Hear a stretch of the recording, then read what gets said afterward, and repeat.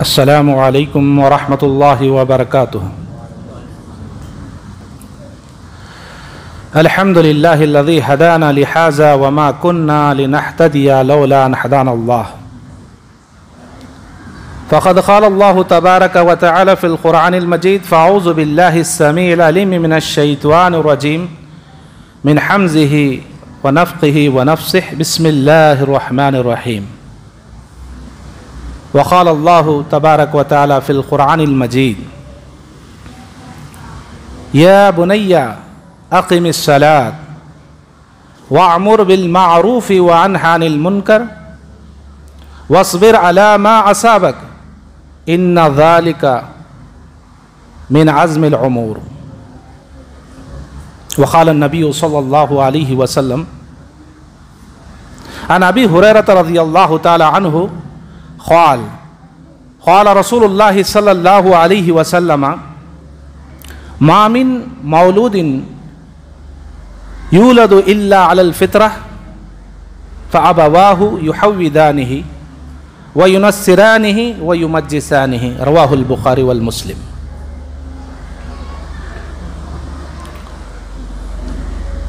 ये फैज़ान नज़र थाया के मकतब की करामत थी।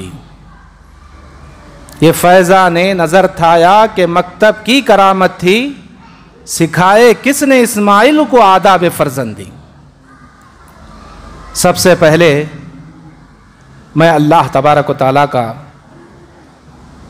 बेहद शुक्र बजा लाना चाहता हूँ कि अल्लाह तबारक व तआला ने आज मुझ जैसे नाचीज़ को आज के इस बच्चों के प्रोग्राम में शिरकत करने का मौका मिला और इनके ज़ुबानी कुछ दीन की किताब व सुन्नत की बातों को सुनने का मौका हमें हासिल हुआ।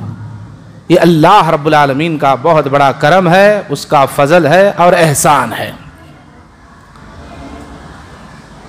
तमाम तारीफ़ें उस अल्लाह तबारक व तआला के लिए लायक व ज़ेबा व सज़ावार हैं जो सारी कायनात का खालिक और हकीकी मालिक है और जितनी उसकी जानदार चीज़ें हैं उन सब का रोज़ी रसां और पालनहार है।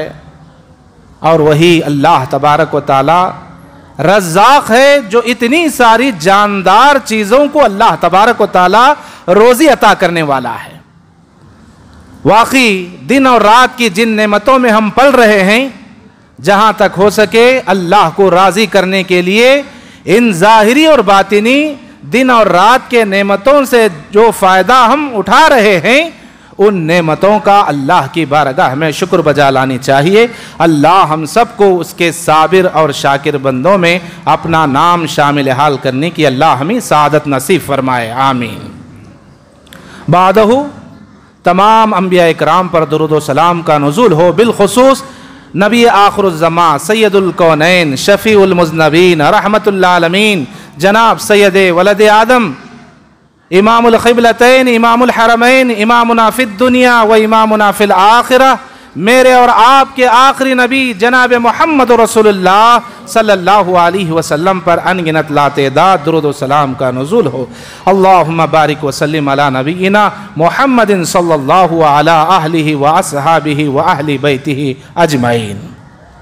बरादरान दीन, बुज़ुर्गान मिल्लत, अज़ीज़ नौजवानों, अल्हम्दुलिल्लाह आज मस्जिद मोहम्मदी नेहरू नगर चित्रदुर्गा के अंदर जो इस मस्जिद के मातहती में जिन ज़िम्मेदारों को मुंतखब किया गया, अल्हम्दुलिल्लाह इनकी मौजूदगी में और मुसल्लियान इकराम की मौजूदगी में जो तलबा व तालिबात ने अपने अनावीन के अंदर और मुख्तलिफ अनावीन में हिस्सा लिया था, जहाँ तक उन्होंने अपने हक़ को अदा किया, हम ये नहीं कह सकते कि वाकई इन्होंने कमा हक़ हो अपनी ज़िम्मेदारी को पूरा कर दिया, अपनी ज़िम्मेदारी को निभा दिया।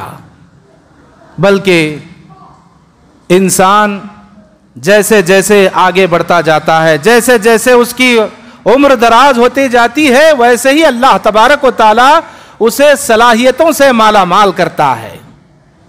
आप इन नन्हे मुन्ने बच्चों के ज़ुबानी जो किताब और सुन्नत की बातों को आपने समाअत फरमाया है, इन्हें आप मामूली ना समझें।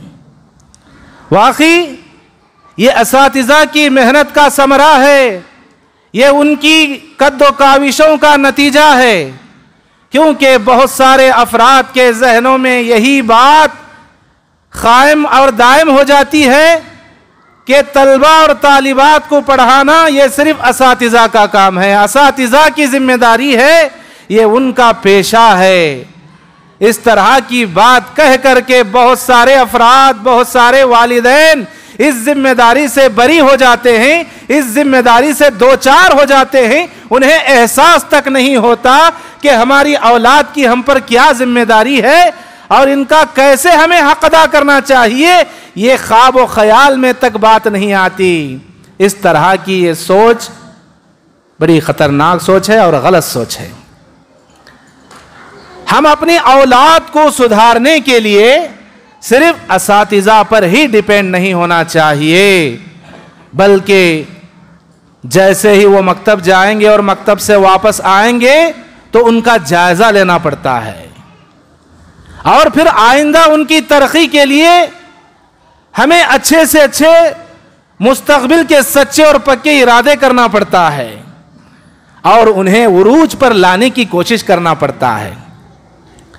हमें पूछना पड़ता है घरों के अंदर कि आज तुमने अपने मकतब के अंदर कि अपने उस्ताद से किस सबक को आपने सीखा, किन किन दुआओं को आपने याद किया, किन किन सूरतों को याद करने का आपने एहतमाम किया, किन किन सवालात और जवाबात को आपने सीखा और समझा।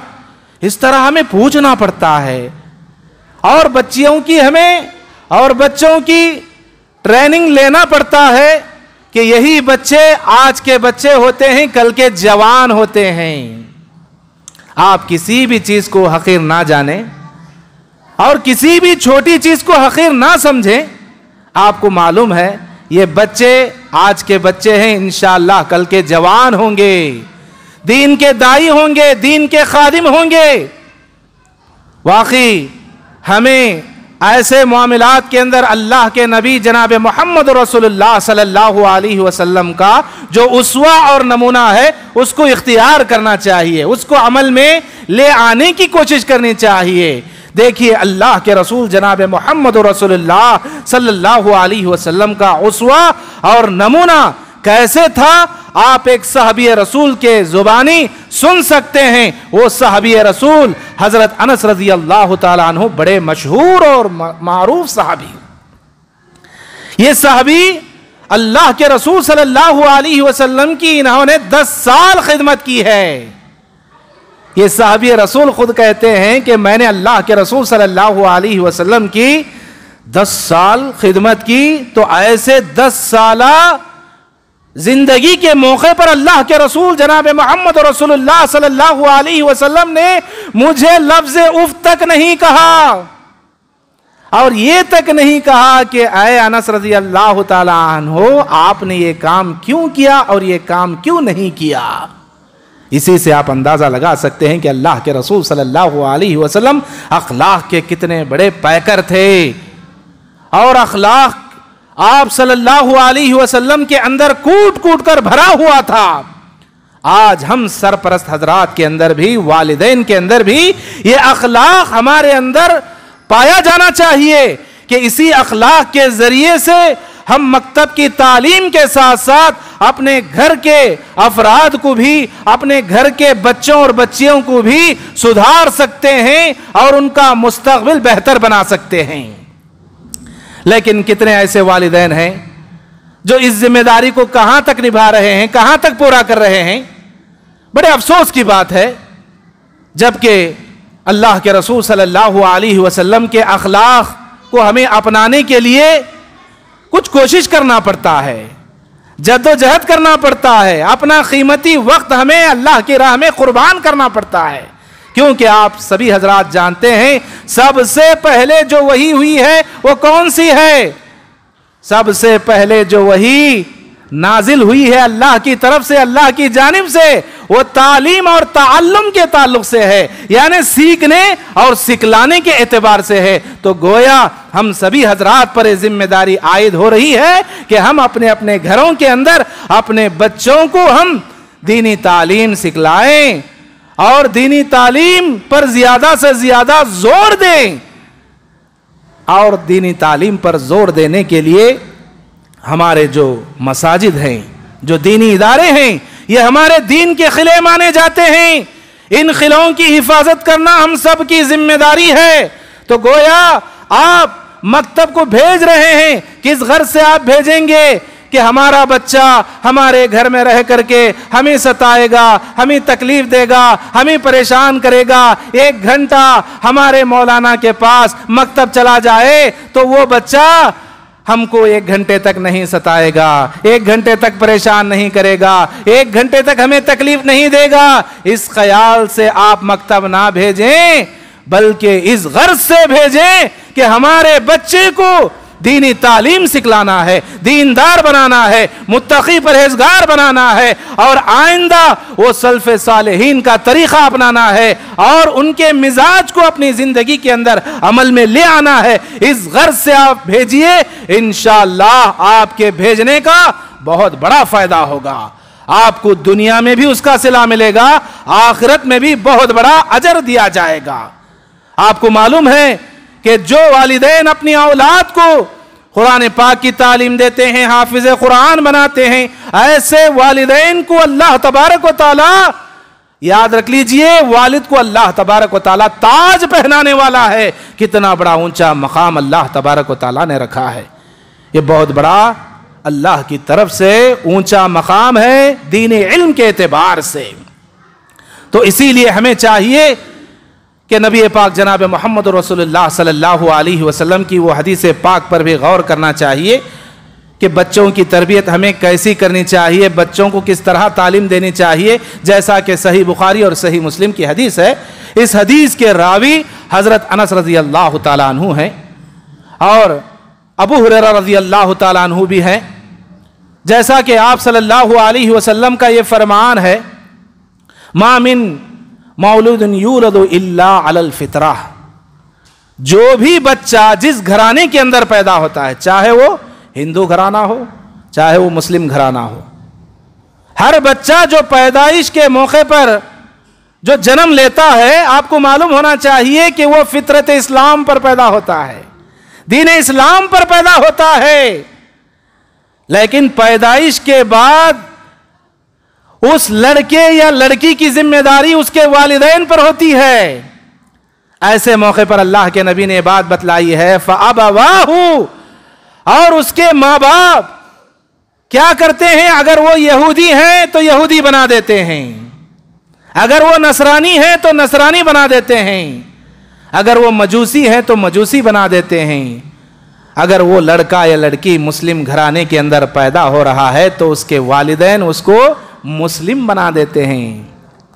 तो पता ये चला कि पैदाइश के मौके पर हर बच्चा फितरत इस्लाम पर पैदा हो रहा है, लेकिन पैदाइश के बाद माँ बाप पर यह जिम्मेदारी आयद होती है कि जिस घर के अंदर जो असर रहेगा, अगर बेदीनी का असर रहेगा तो वो लड़का आइंदा चल करके, वो लड़की आइंदा मुस्तकबिल में बेदीन हो जाएगी, और जिस घराने के अंदर दीन का काम होगा, दीनी तौर तरीका होगा, इंशाअल्लाहुल अजीज उस घराने के अंदर वो बच्चा या बच्ची मुस्तकबिल में दीनदार हो जाएंगे, मुत्तकी परहेजगार हो जाएंगे। तो हमें चाहिए कि आपको मालूम होना चाहिए, एक बच्चा और बच्ची के लिए सबसे पहले यूनिवर्सिटी कौन सी होती है? मकतब। ये बात की बात है, सबसे पहले जो यूनिवर्सिटी एक बच्चे और बच्ची के लिए मानी जाती है वो है माँ का गोद। ये माँ का गोद बच्चा और बच्ची के लिए सबसे पहले यूनिवर्सिटी है। यहां से तालीम और तरबियत देते रहना चाहिए। कैसे तालीम और तरबियत देंगे? अगरचे कि आप मुकम्मल इल्म वाले नहीं हैं, अंदाजन जनरली एतबार से अल्लाह ने जो समझ और अकल आपको अता की है, इस समझ और अकल के जरिए से आप सबसे पहले अल्लाह रब्बुल आलमीन का तारुफ कराइए, कि वो माबूद बरहक है, उसके अलावा कोई दूसरा हमारा माबूद नहीं है, यानी अल्लाह की वहदानियत का आप सबूत दे दीजिए, क्योंकि यहां पर तौहीद आपकी पक्की हो जाएगी। और साथ ही साथ नबी पाक जनाब मोहम्मद रसूलुल्लाह सल्लल्लाहु अलैहि वसल्लम की रिसालत की भी आप तालीमात देते जाइए। मालूम हो जाएगा कि हम ही इंसानों में से एक इंसान था जिसको अल्लाह तबारक व तआला ने नबी और रसूल और पैगंबर बनाया था। ये वाकई हम सभी हजरात के लिए, सारी कायनात के लोगों के लिए अल्लाह तबारक व तआला रहबर, रहनुमा और मुअल्लिम और खैर खा बना करके भेजा है। इस तरह आप अपने अपने घरों के अंदर बच्चों को इस तरह की तालीम दीजिए, तरबियत दीजिए, इंशाअल्लाह ये बच्चे मुस्तकबिल में बहुत बेहतर हो जाएंगे। आप दीन इस्लाम के जो अरकान हैं उन अरकान की तालीम दीजिए, और अरकान ईमान जो बतलाए गए हैं, अरकान ईमान की आप तफसील उनके सामने रखते जाइए। अल्हम्दुलिल्लाह हमारे असातिज़ा मकतब के अंदर, इदारों के अंदर इन सभी चीज़ों की तालीम देते हैं और इन चीज़ों से तरबियत करते रहते हैं, लेकिन हम बेखबर ना हो जाएं कि हम पर कोई जिम्मेदारी नहीं है। ये मौलाना का काम है, ये मकतब वालों की जिम्मेदारी है। इस तरह समझ करके आप आज़ाद ना हो जाएं, क्योंकि अल्लाह तबारक व तआला ने हमें जिम्मेदार बनाया है। कुल्लुकुम राइन व कुल्लुकुम मसऊलुन अन रइयतिही। हम में का हर एक इंसान एक ना एक काम के एतबार से जिम्मेदार ठहराया गया है। एक इंसान होता है जो अपने घर का जिम्मेदार माना जाता है, वो अपने बीवी बच्चों पर देखभाल करना पड़ता है और उनके नान और नफ़क़े की जिम्मेदारी को संभालना पड़ता है, और अपने बच्चों की तालीम का भी खासकर ख्याल रखना पड़ता है। कितनी बड़ी जिम्मेदारी है। इस जिम्मेदारी को निभाने वाले आज भी बहुत सारे हजरात मौजूद हैं, लेकिन बहुत सारे हजरात इस जिम्मेदारी से दूर हट रहे हैं, इस जिम्मेदारी को भुला रहे हैं, जबकि इस जिम्मेदारी को हरगिज हरगिज नहीं भुलाना चाहिए। देखिए हम अपने बच्चों को कैसे तरबियत करनी चाहिए, कैसे नसीहतें करनी चाहिए, उसका भी आइडियल और नमूना हमें किताब और सुन्नत के अंदर मिलता है। अल्हम्दुलिल्लाह अभी जो हम्दो सना से पहले जो आयत करीमा आपकी खिदमत में सुनाई गई है, आपने इस आयत करीमा को सुना होगा, या बुनैया अक़िमिस सलात वअमुर बिल मारूफ़ वन्हा अनिल मुनकर वस्बिर अला मा असाबक इन्न ज़ालिका मिन अज़्मिल उमूर। ये सूरह लुक़मान की आयत करीमा और आयत नंबर 17 है। इसमें 3 बातों की अल्लाह तबारक व तआला ने हमें तरगीब दिलाई है।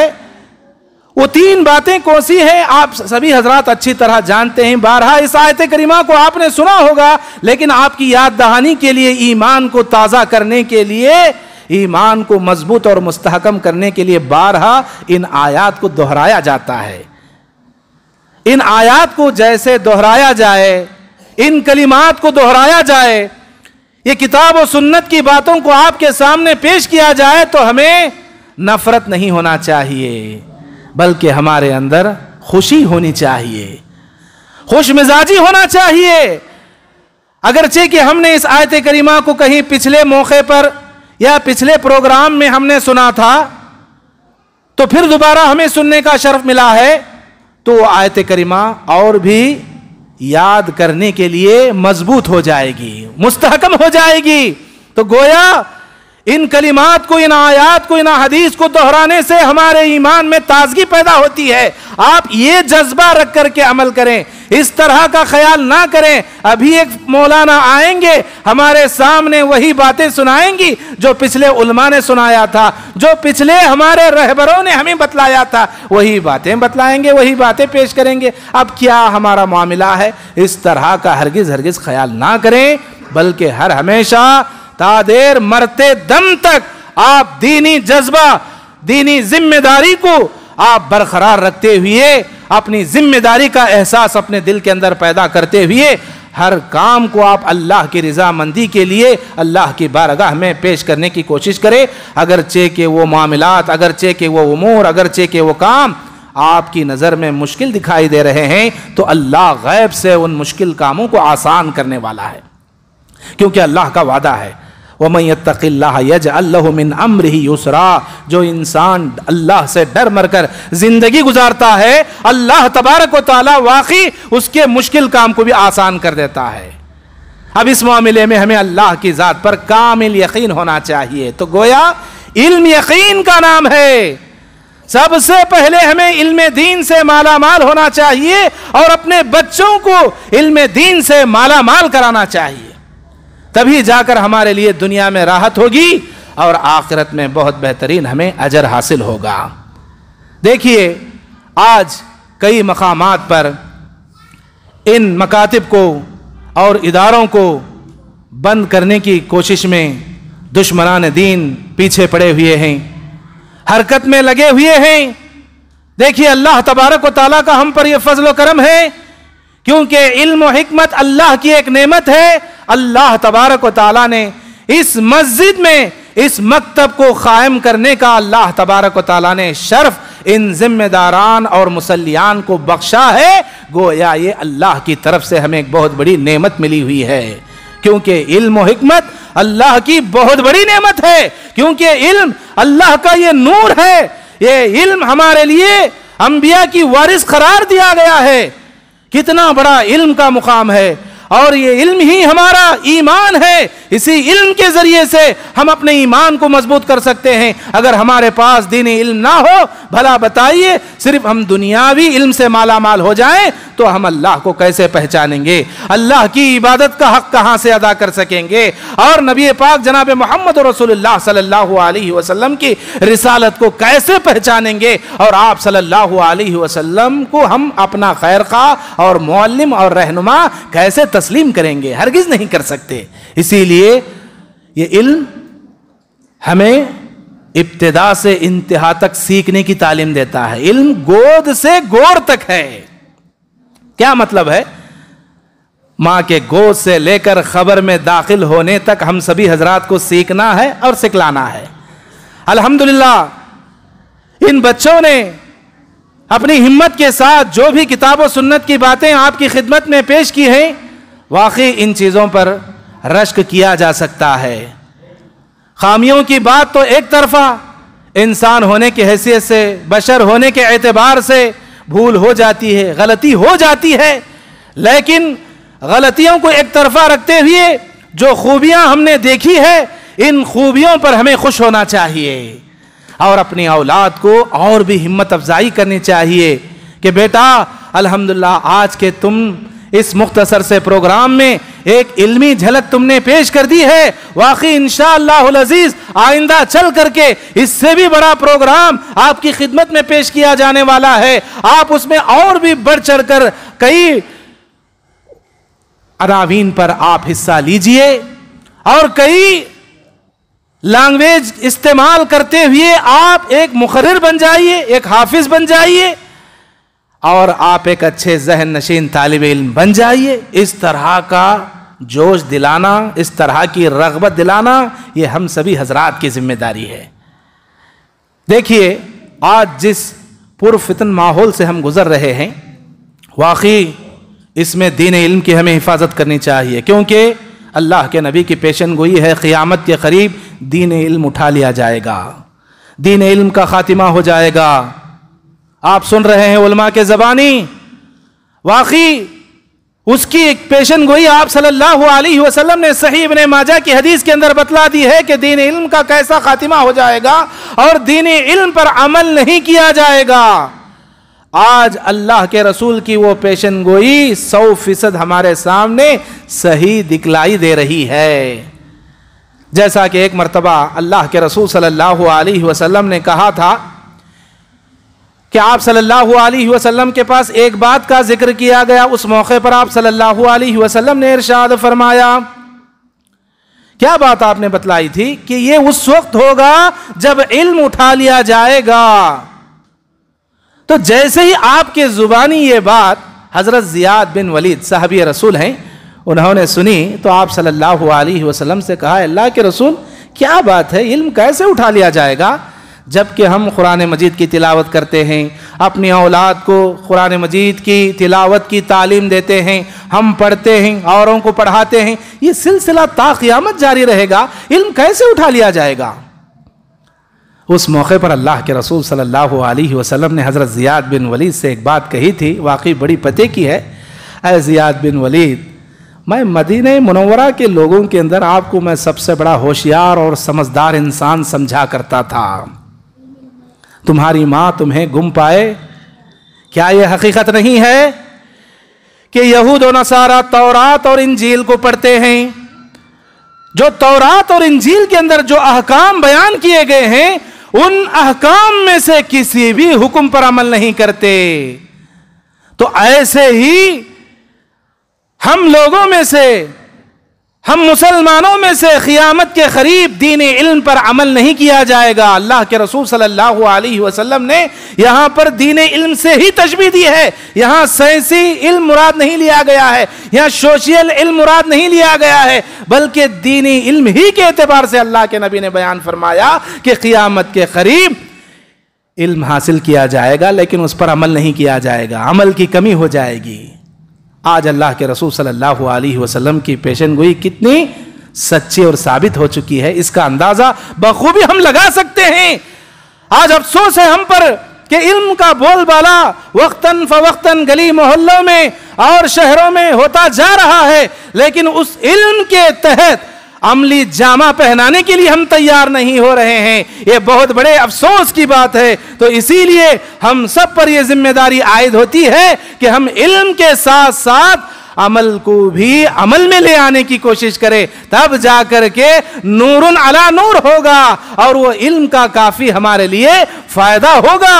और इस इल्म के जरिए से इंशाअल्लाह हम अपनी दुनिया भी संवार सकते हैं और आखिरत को भी हम बेहतर बना सकते हैं। इसीलिए हम सब पर यह जिम्मेदारी आयद होती है। अल्लाह के नबी ने जो हम पर जिम्मेदारी आयद की थी अल्लाह के हुक्म की तरफ से, देखिए अल्लाह के अहकाम हमारे सामने मौजूद हैं। जैसा कि हजरत लुक़मान ने अपने बेटे के लिए नसीहत की थी, या बुनैया अक़िमिस सलात, ऐ मेरे बेटे तुम नमाज कायम करना, नमाज को कायम करना। देखिए कुरान पाक के अंदर आपको नमाज कायम करने का ही हुक्म दिया गया है, नमाज पढ़ने का हुक्म नहीं दिया गया। हम नमाज वक्तन फवक्तन पढ़ लेते हैं लेकिन कायम नहीं कर पाते।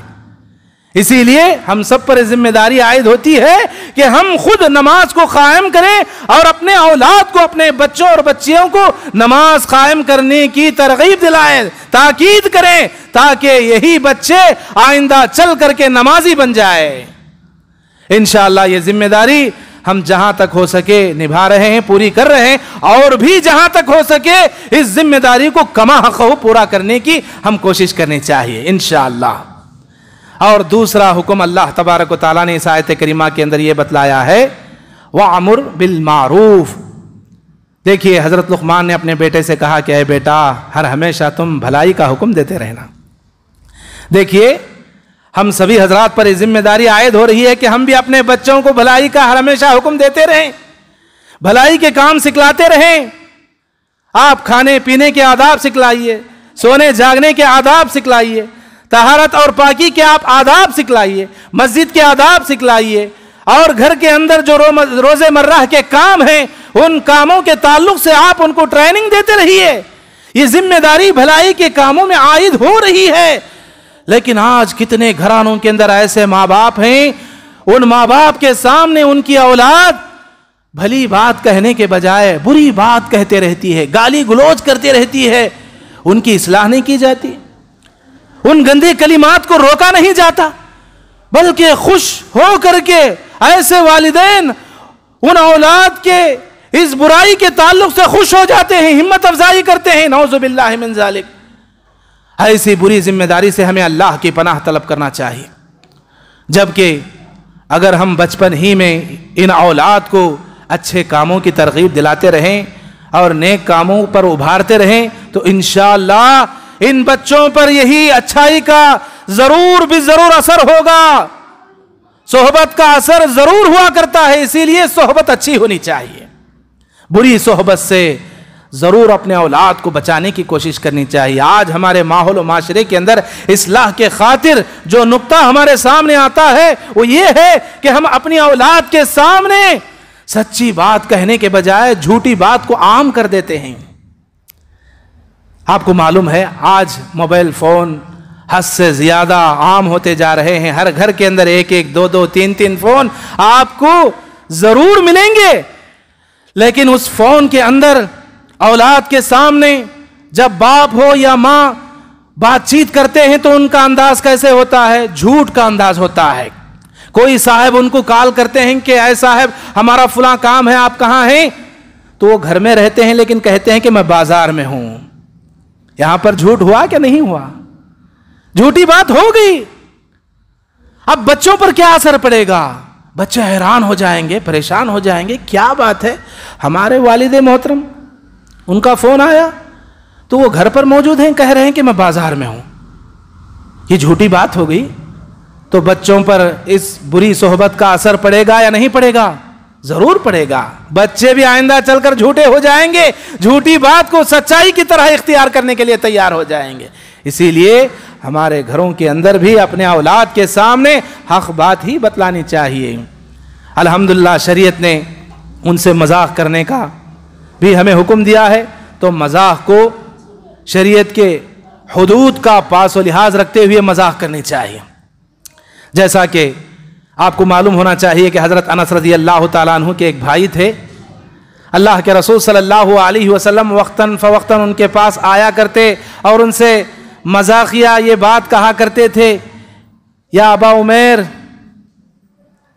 है अबू उमैर।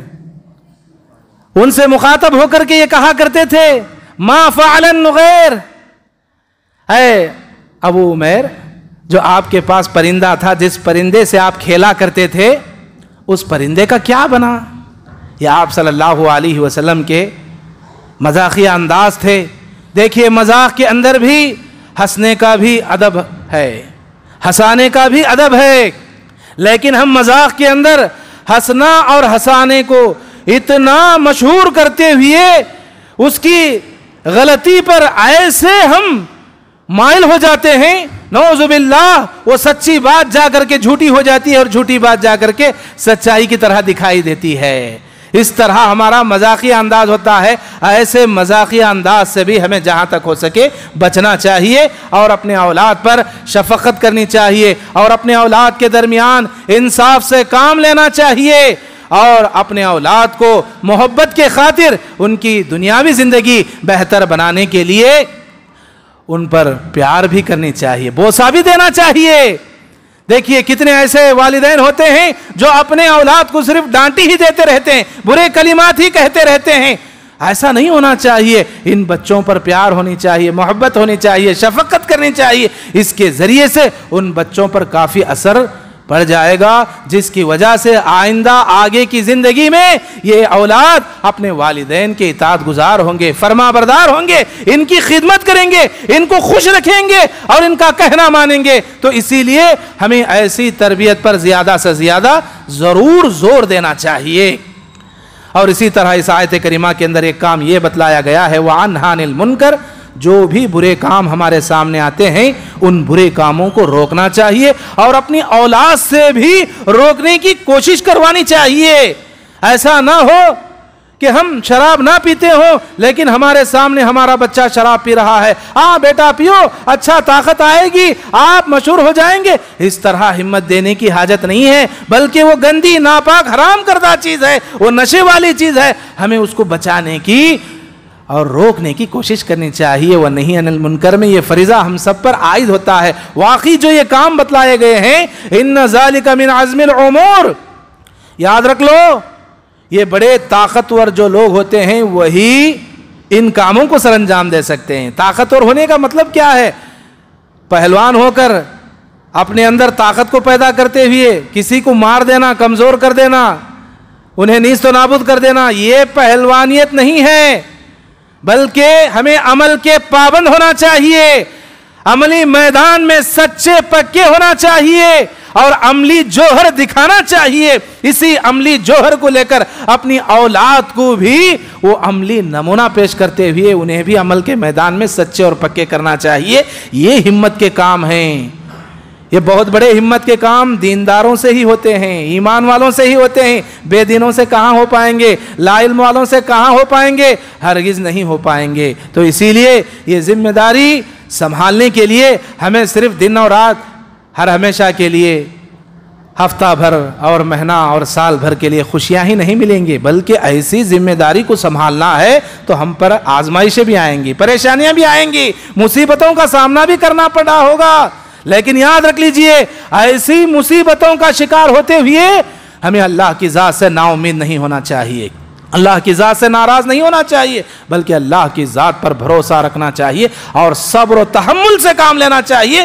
बेशक ज़रूर अल्लाह आपकी नीयतों के मुताबिक ज़रूर आपको उन कामों के अंदर मदद करने वाला है और मुश्किल कामों को आसान कर देने वाला है।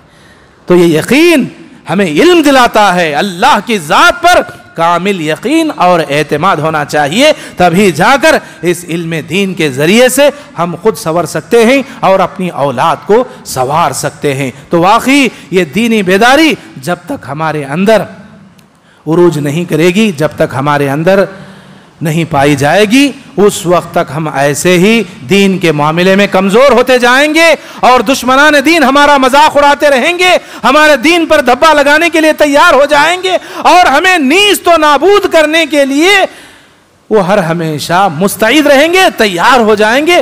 तो गोया हमारे दीन का खातिमा करने के लिए वो लोग तैयार हैं, लेकिन हमें फिक्र नहीं हो रही है कि हम अपने दीन की बका के लिए क्या कोशिशें कर पाए और कैसे कैसे काम करें, क्या क्या मंसूबों को इख्तियार करें। ये देखिए, ये इल्म दीन ही हमें सिखलाता है। तो इसीलिए इस इल्म दीन पर ज़्यादा से ज़्यादा जोर देना चाहिए और इल्म दीन के साथ दुनियावी तालीम पर भी जोर देना चाहिए। ऐसा नहीं कि जो आज हमारे माहौल माशरे में ये खसलत आम लोगों के अंदर पैदा हो गई है कि सिर्फ वो दुनियावी तालीम का उरूज हासिल करने के लिए दुनियावी तालीम ही को ज़्यादा से ज़्यादा तरजीह देते हैं, लेकिन दीनी तालीम से नाशना हो जाते हैं, दीनी तालीम को तर्क कर देते हैं। ऐसा हो नहीं सकता।